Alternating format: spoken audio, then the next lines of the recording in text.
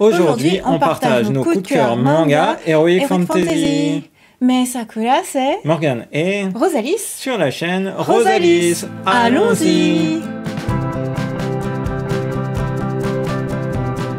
Vraiment des titres d'Heroic Fantasy au sens, entre guillemets, classique du terme. Il n'est pas question ici d'isekai ou de réincarnation dans un autre univers après avoir vécu, par exemple, dans le Japon moderne. Là, on est vraiment dans des titres d'Heroic Fantasy, dans les règles de l'art. Avec de la magie, Avec des de la épées. magie, des épées, effectivement. Un des monde à malédictions. l'occidental. Un monde à l'occidental, oui, c'est vrai que souvent c'est comme ça. Et même des adaptations en animé. Oui. Et donc on va commencer par une série que j'aime beaucoup, qui s'appelle Unnamed Memory. Qui est aussi le manga préféré de notre neveu Max. Oui, c'est un des rares mangas qu'il achète. Et là, il l'achète dès la sortie, et plus exactement, il le précommande carrément. Avant toi. Il l'obtient avant moi, tout à fait. Donc Unnamed Memory compte 2 tomes à l'heure où on publie cette vidéo. En France. Donc c'est une adaptation de light novel. Et donc on suit... C'est super beau. Ouais, c'est méga beau dès le départ, en fait. On voit ici Oscar, et puis l'héroïne, la sorcière de la Lune d'Azur, voilà, Tina Asha. Et en fait, le problème du prince héritier du royaume, ici, c'est qu'il a subi une malédiction en étant enfant, et il ne pourra pas avoir de descendance. Et il vient voir la sorcière de la Lune d'Azur en espérant en fait qu'elle puisse résoudre son problème. Et il se trouve que de discussion en discussion, il arrive à la convaincre de venir vivre une année avec lui à la cour du royaume. Et donc elle va devenir en quelque sorte sa protectrice pendant une année, alors qu'elle va chercher justement à lever la malédiction, mais c'est une malédiction d'évidence très très bien construite et pensée. Et dans le même temps, en fait, elle semble avoir des mystères, des réminiscences de ce qu'elle a vécu des décennies auparavant, puisque c'est une sorcière qui vit depuis très longtemps, et notamment avec le grand-père du héros. Il y s'est passé des choses, mais on n'en sait pas encore vraiment beaucoup. C'est un monde avec peu de sorcières de son rang. Oui, il y a effectivement de mémoire 7 sorcières, quelque chose comme ça, et effectivement, elle est censée être la plus puissante, mais apparemment d'autres, donc il y a 5 sorcières, mais d'autres semblent elles aussi être dotées de sacrés pouvoirs. Et dans le même temps, dans l'ombre, il semble y avoir des complots en cours, des personnages mystérieux, et il est possible que passé, présent et futur en fait s'entremêlent, d'où le titre Unnamed Memory. Voilà, donc c'est comme tu l'as dit, c'est extrêmement bien dessiné. Je pense que l'adaptation manga, elle est très réussie, est incroyable. Je dirais même mieux réussie que l'anime. Ah oui, tout à fait. C'est vraiment, on se sent dans un univers magique comme là où on voit Tina Asha converser avec l'un de ses familiers. Et il y a beaucoup de choses qui sont de cet ordre-là.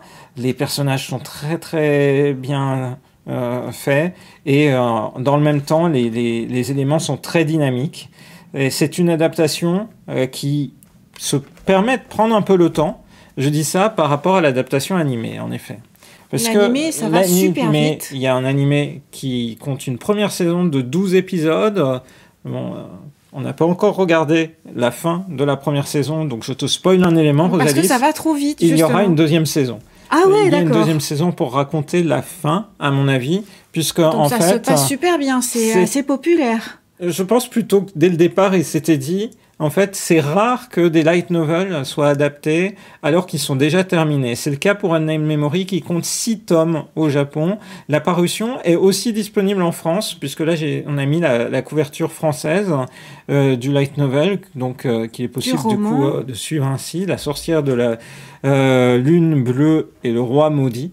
Du roman, effectivement. Donc 6 romans. Donc dès le départ, en fait, ils savent où ils peuvent aller en termes d'adaptation. Et puis, en fait, il n'y a plus vraiment de séries qui ont 26 épisodes d'un coup. Plus beaucoup. c'est souvent découpé en 2 parties, notamment pour tenter de faire monter le buzz, de répartir sur l'année les ventes de DVD, etc. Donc en fait, ils vont essayer de compacter 6 romans en seulement quelques 26 épisodes. Et ça se voit tout de suite, en fait. Ça va si vite, ça va effectivement extrêmement vite. C'est en animé. Par contre, en manga, c'est vraiment ça se permet de prendre son temps. La narration est plus normale. Narration normale. T'as pas d'une seconde à l'autre une semaine qui s'est produite sans que tu comprennes, quoi. Tout à fait. Bien détaillé. Et les personnages sont ultra attachants, en fait, parce que la relation qui se noue entre, du coup, Oscar et puis Tinasha est vraiment attachante. Dans le même temps... Il la prend sur ses genoux. Il la prend sur ses genoux, c'est vrai. En fait, elle flotte dans les airs en position assise, et après, des fois, hop, viens par là. Il la prend sur ses genoux pour discuter avec elle. Oui, parce qu'il cherche à la séduire dès le départ. Hein, c'est un peu ça Mais voilà, on dirait qu'il y a, tu vois, comme une sorte d'affection bienveillante, et en même temps, ça va. Même si des fois, il se permet d'être un peu rustre. Oui, il est clairement rustre dans certains éléments. Tu comprends pas trop pourquoi, des fois, et il est un peu brutal. Mais heureusement, elle est tout le temps assez stone, et de toute façon, elle est tellement puissante qu'elle ne craint rien. C'est ça, tout à fait. Et du coup, on a un univers vaste, en fait. Dès qu'on commence à lire le premier tome, on se rend compte qu'il y a beaucoup de personnages qui sont en arrière-plan, qui ont sans doute de l'importance par la suite. Il y a des complots qui sourdissent, mais quelles sont les réminiscences du passé qui reviennent en mémoire à Tinasha? Quelles sont les malédictions et les autres sorcières? Quels sont leurs objectifs? Tout ça est assez finement décrit et on va dire... ainsi parsemé tout au long du début de l'histoire qui donne envie d'en savoir plus. Eh bien, vivement qu'on puisse en savoir plus. Oui, la série est en cours au Japon, plus de 5 tomes parus, c'est en cours de parution pour le manga. Comme je le disais, pour le roman, c'est terminé, on sait que ça sera en 6 tomes. Donc il y a 1 tome paru en France pour l'instant du roman. Donc, mais c'est vraiment bien d'avoir les différents médias. Et donc la série animée, qu'on ne recommande pas en fait. Personnellement, si vous voulez vraiment découvrir en Memory, qui est vraiment une super histoire, prenez le manga. Super, donc ça c'était la première recommandation. On passe à la deuxième lecture. Ma deuxième lecture, c'est mon petit bonbon, c'est mon bonheur. Ça, c'est Morgane. Oh là là. Pourquoi c'est mon bonheur? Parce que Dragon Quest, Dai no Daiboken, alias Dragon Quest, la quête de Dai, ou The Adventure of Dai, comme c'est appelé maintenant dans le titre international. À l'époque, Fly, quand on a regardé ça dans les années 90, dans le Club Dorothée, avec le manga qui était paru chez J'ai lu, un des premiers titres parus chez J'ai lu. D'ailleurs, ils l'ont traduit avec le titre Fly à l'époque. Oui, non? À l'époque, bien sûr. Mais c'était une époque où ils cherchaient à coller, en fait, au dessin animé le plus possible. Il faut se rappeler que c'était écrit Sangoku, S-A-N, dans le manga de Dragon Ball. Donc, Dragon Quest, ici, donc si vous avez suivi la quête de Dai, vous savez que dès le premier tome de Dragon Quest, on voit apparaître un personnage charismatique, mais un peu fantasque, qui est Avan. Celui qui va devenir très vite le maître de Dai, donc le héros. Et aussi qui se bat très vite contre Adlar, le roi des démons, le roi démon, voilà, qui apparaît. Et en fait, si vous avez suivi l'histoire, vous savez qu'à partir de là, en fait, il se sacrifie. Voilà, il se sacrifie et son maître disparaît. Beaucoup trop vite. Beaucoup trop vite, effectivement. Alors qu'il est légendaire. Et du coup... Et qu'il a son Aban Slash. Voilà, c'est bien. Et en fait, on va suivre dans Dragon Quest la quête de Dai, qui bénéficie d'une réédition à l'heure actuelle. Là, c'est l'édition... c'est la deuxième édition, c'est pas l'édition actuelle que je présente ici. Et en fait, ce héros, comment il était devenu héros? La bonne manière, finalement, de faire une suite à Dragon Quest The Adventure of Dai, c'était de faire un préquel. Star Wars l'a fait. Pourquoi pas Dragon Quest? Il se trouve qu'au niveau du scénario, en fait, on retrouve Riku Sanjo, qui était déjà au scénario, en fait, de la série précédente, Dragon Quest, la quête de Dai. C'est incroyable. Et donc, il revient au scénario. Et en fait... 30 ans plus tard. Ça permet, on sent vraiment l'esprit de la série originelle. C'est pas comme parfois certaines séries qui ont des suites 10 ans, 20 ans plus tard et qui sont plus vraiment au parfum de l'œuvre originale. Là, en fait, on retrouve ce qui faisait les caractéristiques de cet univers, les magies, évidemment, de Dragon Quest. C'est-à-dire le même scénariste. Et voilà, et on retrouve les mêmes personnages, mais les personnages en fait de la génération d'avant. C'est génial parce que sans tomber dans des clins d'œil qui seraient trop importants, mais on retrouve tout de suite celle dont on sait que c'est elle qui faisait chavirer le cœur d'Avan. On retrouve ses collègues, de ses compagnons en fait de combat avec qui il va vivre des aventures incroyables, mais on sait que ces aventures, la manière dont elles se sont terminées, puisque en fait dans Dragon Quest c'est le retour du roi démon alors qu'il avait été vaincu par des héros, etc. Là on va vraiment découvrir la quête initiale et on découvre ça dans un trait ultra moderne. Donc, qui est vraiment adapté, c'est-à-dire un nouveau dessinateur. Un nouveau dessinateur. Il faut dire que le dessinateur Koji Inada, dessinateur de Dragon Quest, la quête de Dai, a eu de gros soucis de santé, en fait, et avait une autre série qui était aussi de l'Heroic Fantasy, et toujours avec Riku Sanjo, qui parut chez Kana, mais qui a été arrêté pendant une décennie, en fait, lié à ses problèmes de santé. Donc, c'est sûr, s'il fallait reprendre une histoire au long cours comme ici, bien, ça ne pouvait se faire que avec un autre dessinateur. On retrouve des personnages qui sont emblématiques comme le grand-père, le Magimol qui a été le grand-père de Dai. Oui, on le reconnaît parce qu'il faut savoir que c'était un démon initialement. On reconnaît aussi au travers de certains passages d'autres personnages qui ont marqué. On retrouve des personnages de la série originale alors qui sont enfants maintenant. Enfin bref, qui sont enfants dans le préquel. On retrouve celui qui deviendra le maître de Mam plus tard, un maître en arts martiaux. Bref, énormément de personnages comme ça. Mais en même temps, on raconte une nouvelle histoire qui n'est pas si nouvelle puisque c'est l'histoire d'avant, mais dont on n'avait aucun détail. Et ça, c'est vraiment très malin. Il le dit d'ailleurs au début que à l'origine c'était une toute petite histoire courte, oui. Et que là maintenant il peut se permettre de le développer. Tout à fait. Il y avait une histoire sur et du coup c'est intéressant, c'est un petit peu le rêve d'une vie qui se retrouve ressuscité 30 ans plus tard. Waouh! Et c'est une belle réussite. Voilà. Donc ça me fait très plaisir de voir cette série donc, qui en est déjà une dizaine de tomes au Japon. Elle est en cours, elle est prépubliée dans le magazine V-Jump, qui est le mensuel plutôt dédié aux jeux vidéo dans la galaxie des Jump. Mais bon, il faut savoir qu'il y a Dragon Ball Super et Boruto qui sont publiés dedans. Et c'est vraiment captivant. L'arc, il y a un premier arc à tout cet univers-là qui vient de se terminer. Comme je disais, au bout de 10 tomes, et on va bientôt avoir un nouvel arc dans cette saga. Donc, maîtrise parfaite des personnages, parce que c'est le scénariste originel. Dans une série d'Heroic Fantasy qui n'est pas trash, il n'y a pas d'extrême violence, il n'y a pas de sang, c'est pas du... Moi, j'aime bien ce type d'Heroic Fantasy. Il y a des héros qui meurent quand même. Il y a des héros qui meurent, mais c'est aventure, Negetsu, mais c'est l'aventure de l'époque, quoi. Donc, tu retrouves ton enfance. Je retrouve ce qui me faisait vibrer à mon adolescence. Il faut que je dise quand même que j'étais ado à l'époque.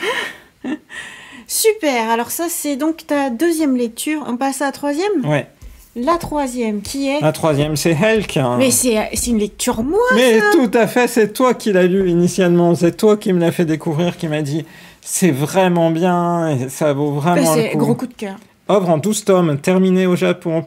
On a l'édition... L'adaptation animée qui est arrivée en France. On a une adaptation animée de 26 épisodes. De toute beauté, super belle qualité. Qui est réalisée par... Satellite. Le studio qui fait Macross Frontier, notamment. Donc, Helk, qui nous raconte, dès le départ, l'histoire d'un personnage d'un héros dont le nom... Helk vient d'Hercule, ultra baraqué, ultra puissant, qui arrive dans le royaume des démons et avec l'intention en fait de devenir un des nouveaux rois démons. Donc il participe à un tournoi pour ça. Mais celle qui gère un petit peu toute l'intendance autour de ça, mais qui est ultra puissante, Vermilio, qu'on voit ici, se dit qu'il y a anguille sous roche. Pourquoi un humain aussi puissant, pourquoi un héros viendrait ainsi prendre le siège d'un démon, d'un roi démon, en fait. Quelle est son intention? Est-ce qu'il ne va pas en profiter pour exterminer tous les démons? Donc, l'histoire va assez vite, puisqu'il s'est passé des choses. La bataille est toujours en cours, en fait, entre, d'une part, les démons et des héros humains qui, maintenant, ont une sorte de pouvoir d'immortalité qui fait qu'à chaque fois qu'ils meurent, ils reviennent à la vie plus puissants. Au fur et à mesure, ils gagnent des niveaux. Comme s'ils devenaient tous héros. Les démons, voilà. Comme s'ils devenaient tous héros, comme tu dis. Donc, on a ça qui, là, ici, dans le tome 4, est toujours en cours. Cet élément-là, cette montée de niveau face aux démons. Les humains attaquent ainsi coup par coup, mais c'est toujours ce qui est intéressant dans ce monde, c'est de voir que la menace, en fait, ce sont les humains et non pas les démons. Tout à fait. Et il y a l'air d'y avoir des miasmes ou quelque chose qui viennent encore d'ailleurs. Donc, ce que j'aime bien, là, c'est que tu te dis que, en fait, les démons, en fait, ils sont en train de protéger le monde contre cette éruption de on ne sait pas quoi. Et par malentendu, en fait, les humains veulent s'en prendre aux démons, alors que, en fait, les démons les protègent, en fait. Voilà, tout à fait. C'est ce qu'on suit. Il y a une grande galerie de personnages, en fait, qui est annoncée dès le départ. On a des démons, on a des humains qui, ici, ont plutôt le rôle d'antagoniste, mais pourquoi? Et puis, on a ce personnage, Helk, qui est vraiment très étonnant. Et en fait... il est gentil, il est plein d'humour, il est sympa. Voilà. Il se trouve que Vermilio et lui sont projetés dans un coin inconnu de la carte du monde, assez vite dans le tome 2. Et ils entament une aventure pour retrouver leur chemin. Et en chemin, ils rencontrent peut-être le personnage le plus populaire de la série, Helk. Pee-wee. Est-ce un oiseau? Est-ce quelque chose d'autre? Il parle... il apporte une touche d'humour en fait à leur quête et c'est vraiment une très bonne histoire. Je trouve que je suis à chaque tome, je me dis waouh, je sais pas où ça va, mais en même temps il y a un univers énorme, c'est très dense. J'aime beaucoup en fait là, à chaque fois qu'on lit un chapitre et qu'on lit un tome, il s'est passé plein de choses. Et ce type de narration dense, mais en même temps où on trouve son compte, il y en a plus tant que ça en fait de mangas des années 2020. En fait, dès le début, je t'ai dit, Morgane, il faut que tu lises Helk. T'as mis le temps avant de t'y mettre. Parce que je me suis dit, c'est trop pour toi, parce que t'adores des histoires qui un peu remettent en question l'ordre établi entre, tu vois, le héros, il se fait une team, et après il va terrasser le roi démon, et c'est génial. Mais qu'est-ce qui se passe après? Et qu'est-ce qui se passe si finalement les démons ce sont pas les méchants? Et qu'est-ce qui se passe si finalement les héros ce sont pas nécessairement les bonnes personnes? Et Helk, il est au cœur de toute cette remise en question. Tout à fait. Voilà, donc c'est une série en cours en France, 4 tomes parus, le 5e sort en septembre, dont on sait déjà, puisque la série est terminée depuis plusieurs années au Japon, que ça se terminera en 12 tomes. Malheureusement, je pense un peu boudé par le public français, si j'en juge la difficulté à trouver les nouveautés dans les librairies en France. Et pourtant, tu vas en librairie spécialisée manga. Bah oui, c'est ça. Donc, vraiment... Mais en fait, tu vas tout le temps dans une librairie qui privilégie les blockbusters, je pense. Et des CNN, peut-être. Bon, bref. En tout cas, voilà, c'est vraiment un titre d'Heroic Fantasy passionnant. Moi, j'ai dit dès le début que c'était trop bien. Voilà, c'est ultra approuvé par Rosalis. Hein. Bah oui, en fait, c'est un de mes préférés. En fait, comme tu dis, là, c'est un manga Rosalis qui a aussi le tampon Morgane. Waouh, voilà. C'est rare. Ah, c'est une rareté. Ah là là là là. Tu remarqueras que le manga met Pee-wee en jaune. Oui. Et que l'animé a fait la fantaisie de le mettre en vert fluo, me semble-t-il. C'est vrai. Oui, tu vois ? Tout à fait. On voit Pee-wee. Je sais pas pourquoi. Ouais. Et c'est clairement un poussin, il est jaune. Mais j'aime bien. Ce que j'aime bien dans l'adaptation animée, c'est qu'il a une petite voix mignonne et il fait tout le temps Anton. Ah oui. Tu imites trop bien. Tu pourrais vraiment faire doubleuse. Ouais.